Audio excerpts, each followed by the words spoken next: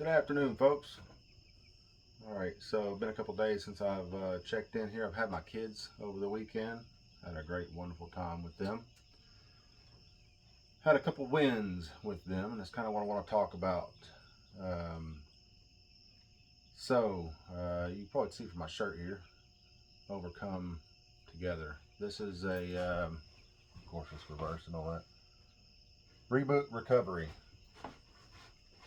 It's a online. Look up, I believe it's myreboot.com if I'm not mistaken.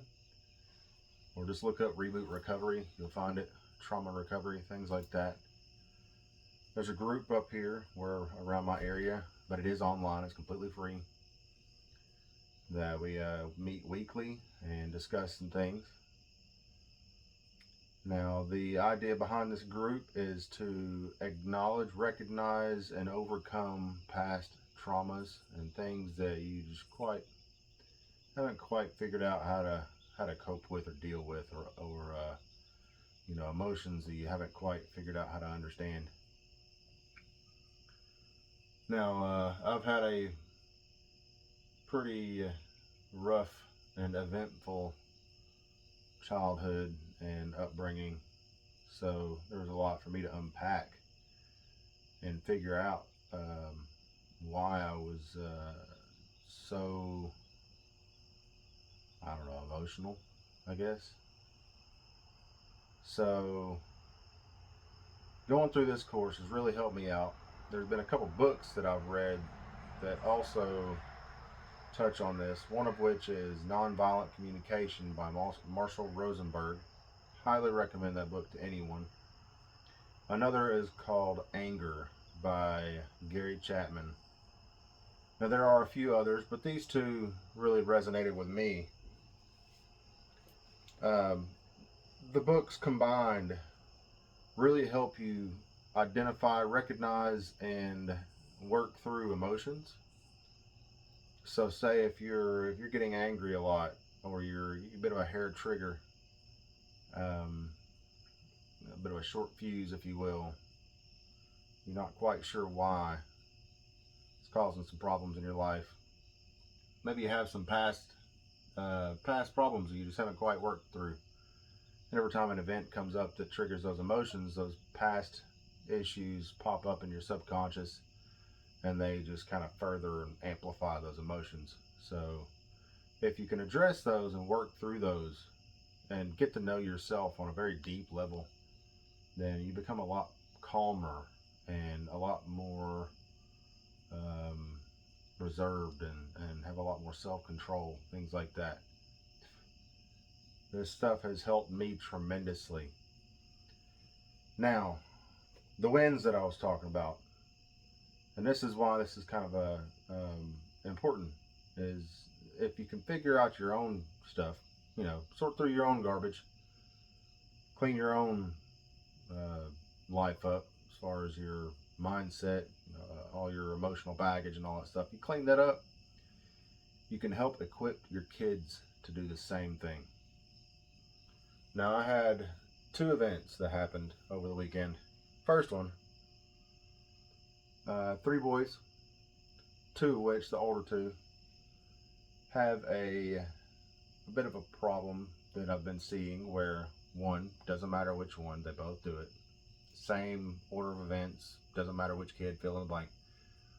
One kid will start annoying or picking on the other one. Not like bully like, but just start teasing, kind of annoying, just to see if they can kind of get a rile up out of them. They'll start doing that, and of course the other one will, stop, you're annoying me. The first doesn't stop. Second one starts getting annoyed, eventually gets angry, and eventually gets angry enough to lose control and physically fight. That's what boys do. You piss me off long enough, I'm gonna hit you. That's kind of what the basic boy brain is like. So, had that problem, sat him down, and I was able to talk to him in a calm way. Normally, I just whoever's doing it, stop, or you're gonna get a whooping or a spanking or whatever, timeout, whatever the situation is. It depends on how far the um, altercation got. If it's just teasing at first, or somebody seriously hurts the other one, which sometimes that happens. Depends. Anyway, I was able to sit him down and ask him, why are you getting annoyed? Well, I don't know. Just, well, what's going on inside of you that's causing you to be annoyed? What's not being met? What need do you have that's not being met? One of which is peace. Common human need is I need peace in my life, and that's not being met when this other one continues to purposely annoy me, and continues and continues and continues even after I've asked them nicely to stop, kind of thing. That need is not being met. When that need is not being met, or when it is just directly being violated, anger arises. Anger, given enough time, will eventually result into physical act. And that's what was happening. And to my astonishment, really, and proud dad moment, my older son was able to answer most of these questions without me really kind of leading him into the answer. He was able to answer these pretty well, so that tells me he's doing pretty good with his emotional intelligence. So we were able to get them to understand what drives their emotions, and they were able to relate with each other. So we came up with a new game plan, which was 1, don't annoy.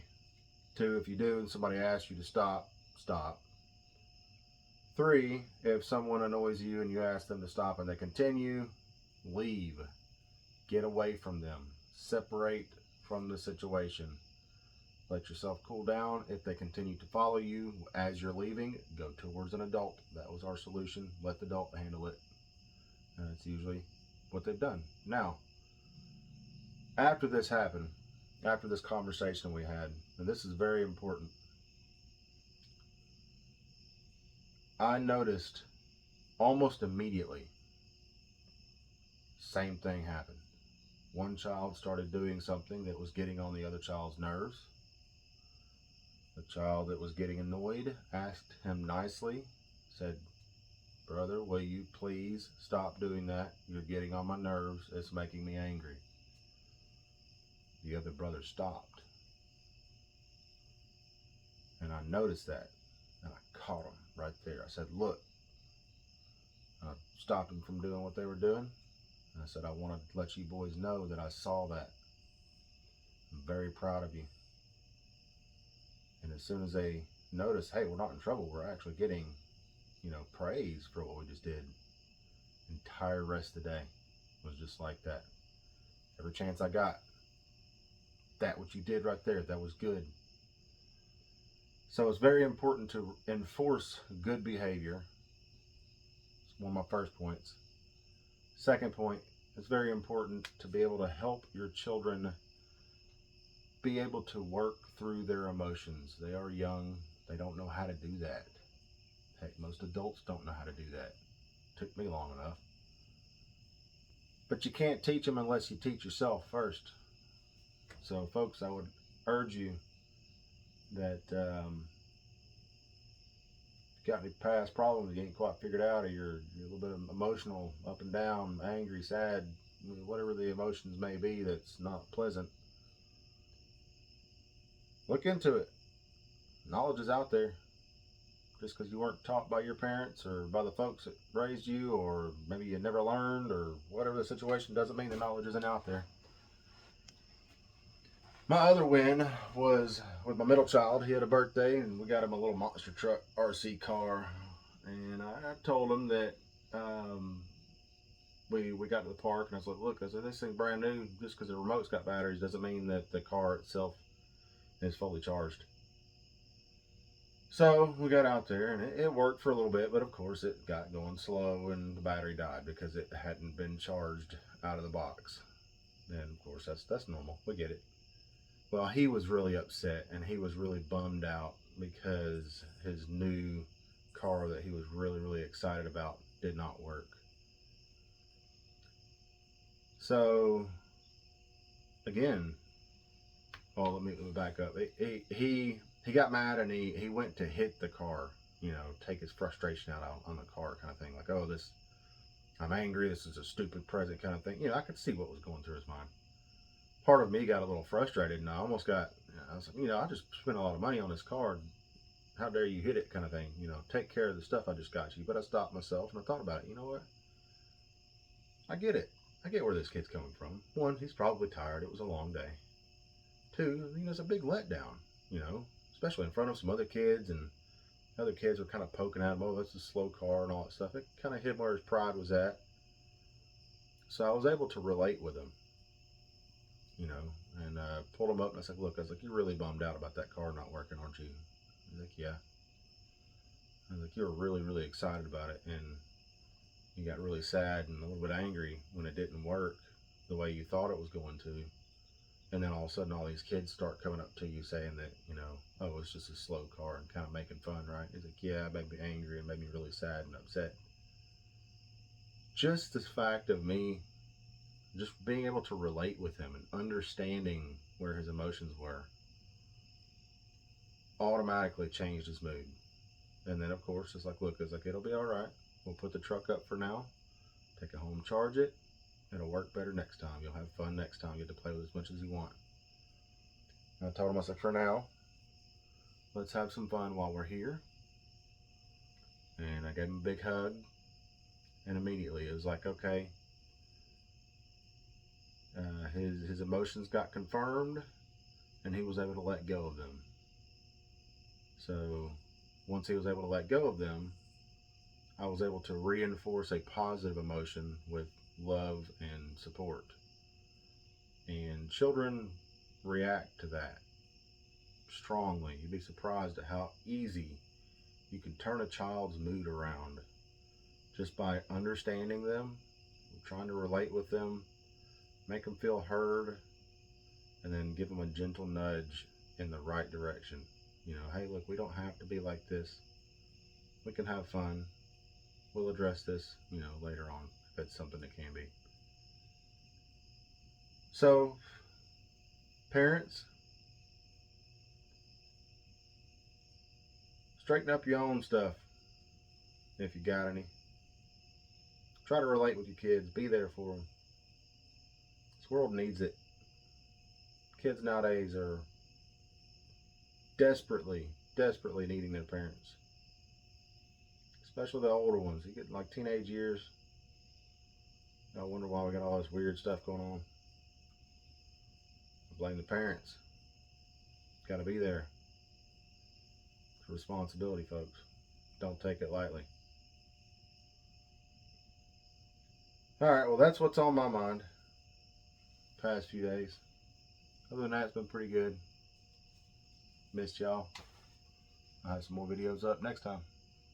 Till then, pray for y'all. Love y'all. Y'all have a good night.